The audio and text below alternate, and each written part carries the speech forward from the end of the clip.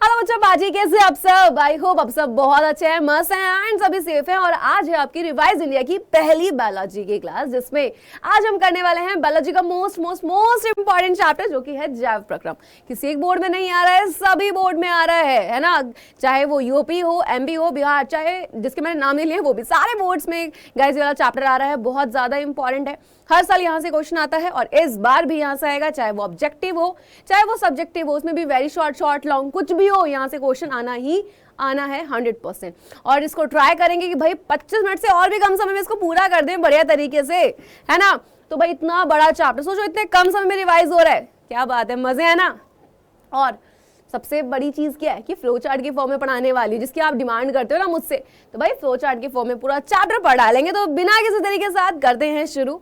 And सबसे पहले यहाँ पे बात आती है कि आखिर जैव प्रक्रम क्या होता है, उसमें हम क्या पढ़ते हैं, बात ये वाली आई। तो यहाँ पे अगर मैं बताऊँ सबसे पहले टॉपिक को बताने से पहले कि देखो जैव प्रक्रम होता क्या है। जैव का मतलब जीव, यानी कि कुछ ऐसी प्रक्रियाएं होती हैं जो किसमें होती हैं, सिर्फ सजीवों में होती है। और सजीवों में कौन आते हैं? सभी जीव जंतु और सभी पेड़ पौधे, है ना। तो बस यहाँ पे आप जीवों में, यानी कि जो हम, जैसे भाई मनुष्य, हम लोग भाई जीव में आते हैं। वैसे तो बहुत सारे जीव है ना। इस चैप्टर में आप पढ़ते हैं कि अगर मानव में पाचन हो रहा है कैसे हो रहा है, श्वसन हो रहा है कैसे हो रहा है, उत्सर्जन हो रहा है कैसे हो रहा है, परिसंचरण हो रहा है कैसे हो रहा है। लेकिन साथ साथ आप प्लांट्स में भी पढ़ते हैं, क्योंकि बेटा जो पौधे होते हैं वो भी सजीव की कैटेगरी में ही आते हैं। तो सबसे पहला जो टॉपिक होता है इस चैप्टर का वो होता है पोषण और पोषण के प्रकार। पौधों में पोषण, अमीबा में पोषण, मानव पाचन तंत्र, श्वसन तथा सांस लेने में अंतर, मानव श्वसन तंत्र, पौधों में श्वसन, मानव परिसंचरण तंत्र, आपका पौधों में परिवहन, मानव और पौधों दोनों में ही उत्सर्जन। तो ये हैं सारे टॉपिक इस चैप्टर के। लग रहा है कि सिर्फ इतने से, लेकिन बहुत बड़े हैं, है ना। तो चलिए शुरू करते हैं बिना देरी के साथ। पोषण के साथ क्या होता है, खाना खाते हैं हम लोग, है ना। अब खाना खा रहे हैं, कैसे उसको ले रहे हैं हम लोग, तो डिपेंड वो करता है यहाँ पे कि भाई आखिर आप किस तरीके से ले रहे हो खाने को, है ना। तो क्या है कि भाई वो संपूर्ण प्रक्रिया जिसके द्वारा जीवित जंतु भोजन प्राप्त कर रहे हैं। अब खाने को प्राप्त तो कर लिया है, साथ ही साथ क्या कर रहे हो आप वहां पे, जब आप खाना खा लेते हो, क्यों खाते हो, क्योंकि आपको ऊर्जा चाहिए होती है, एनर्जी चाहिए होती है। अब जो वो ऊर्जा मिली है उसका क्या करते हो, उपयोग करते हो, बस वही पोषण है ना। तो अब बात करी जाए कि भाई खाना कैसे लिया जा रहा है, तो खाना जीव दो तरीके से ले सकता है ना। कि भाई या तो वो खुद से बना रहा है या दूसरों पर डिपेंड है। तो भाई अगर खुद से बना रहा है तो वहां पे हम उसको कहते हैं कि भाई इसमें जो पोषण हो रहा है वो स्वय पोषण हो रहा है। अगर वो दूसरों पर डिपेंड है तो हम उसको बोल देते हैं कि भाई इसमें जो हुआ है वो पर पोषण है। क्लियर, आगे की बात करते हैं। स्वय पोषण पर पोषण में आखिर क्या अंतर, यानी कि जो अपना भोजन स्वयं बना दे वहां पे होता है स्वय पोषण, और ऐसे जीव को कह देते हैं स्वय पोषी। जबकि पर पोषण क्या होता है कि भाई जो अपने भोजन के लिए दूसरों पर निर्भर रहते हैं, है ना। जैसे हम लोग, भाई हम किस पे डिपेंड है, पेड़ पौधों पर। बिकॉज सभी पेड़ पौधे, सभी हम कह सकते हैं यहाँ पे, सभी कौन से, जो आपके हरे पेड़ पौधे होते हैं। क्यों? तो हरे, यानी कि हम ये कह सकते हैं कि अधिकांश हरे पेड़ पौधे जो होते हैं, ठीक है, हम यहाँ पे क्या बोल सकते हैं, आपके अधिकांश, ठीक है, कि अधिकांश पेड़ पौधे जो होते हैं वो अपना खाना खुद बनाते हैं प्रकाश संश्लेषण की क्रिया करके। ठीक है, अब यहाँ पे अगर हम बात करें परपोषण की, तो भैया कौन है जो दूसरों पर डिपेंड है। जैसे सभी जीव जंतु, हम भी किस पर डिपेंड है, पेड़ पौधों पर। अब किसी को कुछ खाना पसंद है, किसी को कुछ खाना पसंद है ना। तो यहीं पर भोजन की पसंद के आधार पर जीवों को बांटा गया है शाकाहारी, मांसाहारी और सर्वाहारी। शाकाहारी कौन होते हैं, जो शाक सब्जियां खाते हैं, जैसे हिरण। मांसाहारी कौन होते हैं, जो मांस आदि को खाते हैं। सर्वाहारी कौन होते हैं, जो भाई मांसाहारी भी हैं और शाकाहारी भी हैं, ठीक है, जैसे मनुष्य। आगे की बात करते हैं। अब आ जाता है परपोषी पोषण के प्रकार, या आप यहाँ पे साथ ही साथ कह सकते हैं कि भाई इसकी कुछ विधियां। तो यहाँ पे 3 तरीके से मिलती है। पहली नंबर 1 होती है परजीवी। एग्जाम्पल देखते क्लियर हो गया क्या, जू, अमर, बिल, जौ, कि भाई ये एक जीव दूसरे जीव पे डिपेंड तो है, लेकिन उससे अपना पोषण लेंगे, मारेंगे नहीं। बस ऐसा जीव क्या होता है भाई, आपका परजीवी, यानी कि भाई आपका एक जीव दूसरे जिंदा जीव पर डिपेंड है, लेकिन उसको बिना मारे अपना पोषण कर लिया उसने। तो ऐसी पोषण की विधि परजीवी पोषण कहलाई जाती है। मृतपोषी पोषण क्या होता है कि भाई जिसमें जो जीव होते हैं वो मरे सड़े गले इन सब से अपना भोजन प्राप्त करते हैं, जैसे कवक और जीवाणु। इन सभी के एग्जाम्पल बहुत ज्यादा इंपॉर्टेंट है, हर साल रिपीट पे आए हुए हैं। प्राणी सम की बात करते हैं, जिसको हम पूर्ण जांत्विक या पूर्ण जैविक कहते हैं। अमीबा मनुष्य का एग्जाम्पल दिया गया है। ये होता क्या है, सबसे पहले खाने को खाया जाएगा और फिर उसका पाचन किया जाएगा।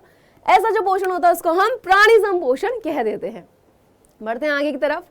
आ जाता है पौधों में पोषण। पर हमने बोला कि अधिकांश जो पेड़ पौधे होते हैं वो क्या करते हैं, अपना खाना खुद से बनाते हैं, है ना। कौन सी क्रिया करके, प्रकाश संश्लेषण। इसको प्रकाश संश्लेषण क्यों कहते हैं, क्योंकि यहाँ पे जरूरत होती है प्रकाश की, ठीक है। तो प्रकाश संश्लेषण जो है ये वो क्रिया है जिसके जरिए पेड़ पौधे अपना खाना बनाते हैं, ठीक है। अब इसमें होता क्या है कि सौर ऊर्जा रासायनिक ऊर्जा में बदलती है, ओके। अब हम खाना बनाते हैं, हमें बहुत सारी चीजों की जरूरत है, पौधे को भी तो जरूरत होगी, क्यों नहीं होगी भैया, है ना। तो सबसे पहले बात आती है कि ये खाना बनाएगा तो कहाँ पर बनाएगा और किन चीजों की इसको जरूरत होगी। हम कहाँ बनाते हैं, किचन में बनाते हैं। पेड़ पौधों का भी तो कोई ना कोई होगा ना किचन, तो बिल्कुल। तो प्रकाश संश्लेषण का स्थान कहाँ पर होती है, क्लोरोप्लास्ट में, जिसको हम हरित लावक कह देते हैं।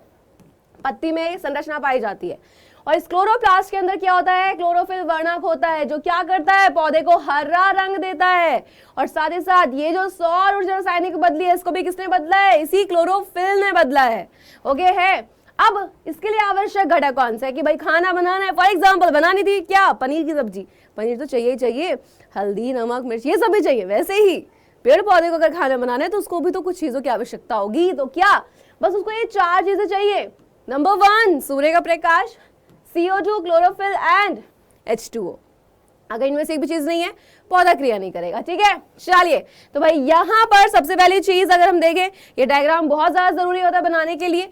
होता क्या है कि भाई प्रकाश संश्लेषण क्रिया में जब पौधे की पत्ती में जो क्लोरोप्लास्ट होता है उसके अंदर जो क्लोरोफिल के कण होते हैं, जब प्रकाश आता है तो वो क्लोरोफिल के कण क्या करते हैं, उस प्रकाश को अवशोषित कर लेते हैं। और जैसे अवशोषित किया, सौर ऊर्जा रासायनिक ऊर्जा में बदली, वहीं पर क्रिया शुरू होगी, कौन सी, प्रकाश संश्लेषण, जिसमें CO2 जो मदद करता है वो मदद करता है पौधे का भोज्य पदार्थ बनाने में।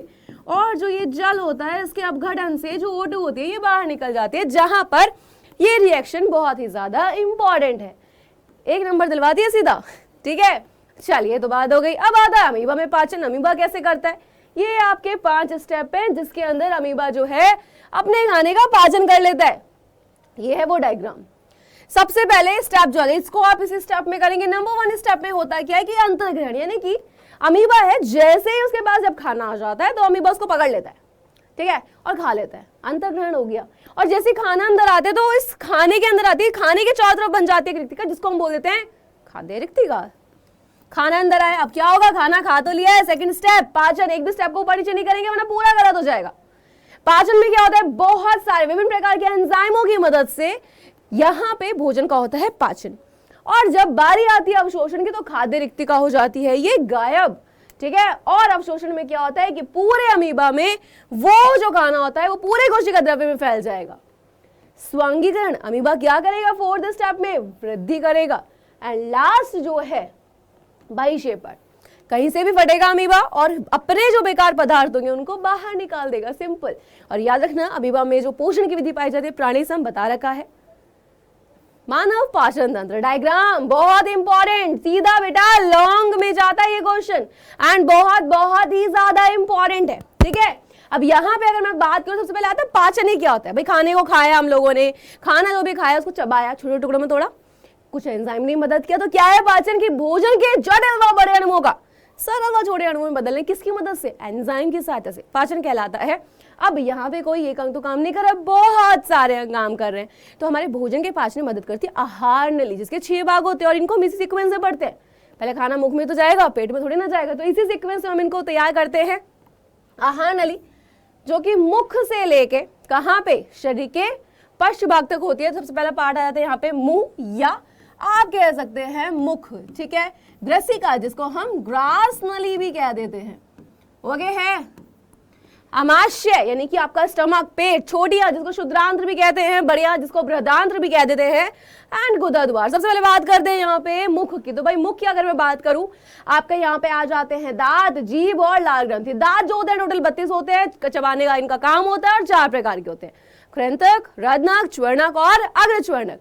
अब जो दांत होते हैं इनका सूत्र होता है कि भाई ऊपरी जबड़े में उपस्थित आधे भाग में दांतों की संख्या बटे निचले जबड़े में उपस्थित आधे भाग में दांतों की संख्या गुणा 2 बराबर 32। जीभ स्वाद का पता लगता है बिकॉज जीभ के अलग अलग हिस्से पर अलग अलग स्वाद के अंकुर पाए जाते हैं।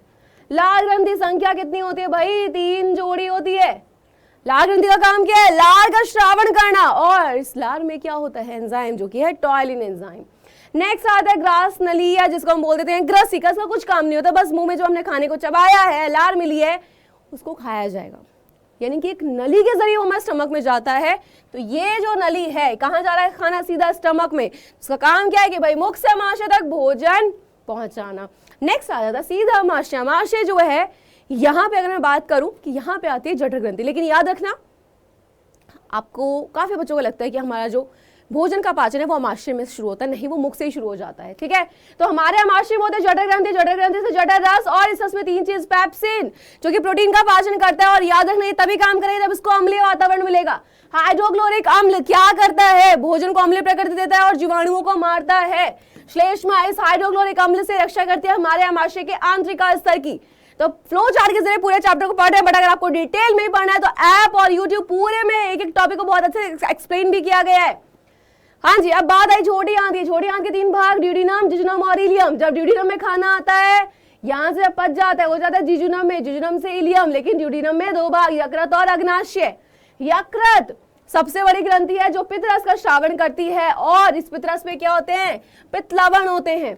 ये क्या काम करते हैं कि वसा की बड़ी गोलिकाओं को छोटी गोलिकाओं में तोड़ते हैं। बिकॉज वसा की जब बड़ी गोलिकाएं होती हैं उस पर एंजाइम काम नहीं कर सकते, इन छोटी क्रियाओं पर, यानी जो छोटी गोलियां होती हैं इन पर काम करते हैं। और ये क्रिया हमारी इमल्सीकरण यानी इमल्सिफिकेशन कहलाई जाती है, और इन छोटी गोलियों को हम कह देते हैं इमल्सीकृत वसा। बात है अग्नाशय की। अग्नाशय ग्रंथि जो है मिश्रित ग्रंथि है, इसका बहिःश्रावी ग्रंथि भाग भी है, अंतःश्रावी ग्रंथि भाग भी है। बहिःश्रावी ग्रंथि भाग एंजाइम को निकालेगा, अंतःश्रावी ग्रंथि वाला भाग हार्मोन को निकालेगा। इंसुलिन हार्मोन निकलता है, और यही हार्मोन अगर कम हो जाए ना, क्या हो जाएगा? रक्त में शर्करा की मात्रा को ये नियंत्रित करता है, और अगर ये कम निकले तो डायबिटीज, मधुमेह, शुगर, ये बीमारी हो जाती है। एंजाइम कौन से है? Amylase, protein, lipase. Amylase carbohydrate का पाचन करता है, ठीक है। ट्रिप्सिन जो होता है बेटा वो प्रोटीन का पाचन करेगा, एंड लाइपेज जो करता है वो वसा का। तो याद रखना कि ट्रिप्सिन भी प्रोटीन का पाचन करता है, एंड पेप्सिन भी, लेकिन ट्रिप्सिन को किसी अम्लीय प्रकृति की जरूरत नहीं होती है। ओके, बड़ी याद, जल का अवशोषण होता है, बिकॉज यहाँ पे दीर्घरोम होते हैं जो जल को अवशोषित कर लेते हैं, एंड गुदद्वार जो बेकार पदार्थों को शरीर से बाहर निकाल देता है, जितना भी अपचित और बेकार पदार्थ होते हैं। ठीक है, अब यहाँ पर आ जाता है नेक्स्ट श्वसन। तो श्वसन क्या होता है कि जो भी खाना खाया उससे ऊर्जा को निर्मुक्त कराना। तो भोजन से ऊर्जा को निर्मुक्त कराना क्या है? निर्मुक्त क्या होता है? ऊर्जा को निकालना, बस श्वसन होता है। ऑक्सीजन लेना है, कार्बन डाइऑक्साइड को बाहर निकालना, आपका सांस लेना होता है। श्वसन की क्रिया में ऊर्जा का निर्माण होता है, जबकि सांस लेना में ऐसा नहीं होता है। श्वसन पथ क्या होता है भाई? श्वसन पथ शॉर्ट में आते सीधा कि जब हमारा ग्लूकोज होता है, जब वो पायरुवेट में बदलता है, तो ग्लूकोज का पायरुवेट में बदले जाना क्या कहलाया जाता है? आपका ग्लाइकोलाइसिस कहलाया जाता है। और ये क्रिया कहाँ होती है? कोशिका द्रव्य में होती है। अब श्वसन 2 तरीके से होता है। एक होता है जो ऑक्सीजन की अनुपस्थिति में होता है, यानी कि कौन सा? अवायवीय श्वसन। एक होता है जो ऑक्सीजन की उपस्थिति में होता है, जहां पे ऑक्सीजन चाहिए, वायवीय श्वसन। ऑक्सीजन की अनुपस्थिति में क्या बनता है? यहाँ पे जब आपके पायरुवेट के अणु यीस्ट में आते हैं तो इथेनॉल प्लस CO2, साथ ही साथ मांसपेशियों में जब आएंगे तो लैक्टिक अम्ल इकट्ठा हो जाता है, जिसकी वजह से क्या होता है? मांसपेशियों में ऐंठन आती है, और यहाँ पर बनते हैं 2 ATP के अणु। ATP क्या है? एडेनोसिन ट्राइफॉस्फेट, ऊर्जा मुद्रा के रूप में जाने जाते हैं। और वाप का जो वायवीय श्वसन होता है वो माइटोकॉन्ड्रिया में होता है, और यहाँ पे CO2 जल और ऊर्जा बनती है। याद रखना, वायवीय श्वसन के दौरान 38 ATP अणुओं का निर्माण होता है, जबकि जो अवायवीय होते हैं उसके दौरान 2 ATP अणुओं का निर्माण होता है। अधिक ऊर्जा का निर्माण कहाँ हुआ? वायवीय में। मानव श्वसन तंत्र, यह डायग्राम है, आप सबको पता होना चाहिए, बहुत सिंपल चार्ट के समझेंगे। यहाँ पे सबसे पहले आ जाता है ऊपरी श्वसन तंत्र, निचला और श्वसन मांसपेशियां। ऊपरी श्वसन तंत्र क्या होता है? नासिका। भाई अगर हम जुकाम नहीं हो रखा, हम नॉर्मल है, बिल्कुल कोई बीमार नहीं, हम नाक से सांस लेंगे, है ना, क्लियर है। लेकिन अगर मैं बात करूं आपसे, जब कभी जुकाम हो जाए तो हम मुंह का इस्तेमाल करते हैं, यानी मुंह ने काम क्या किया? द्वितीयक अंग के रूप में।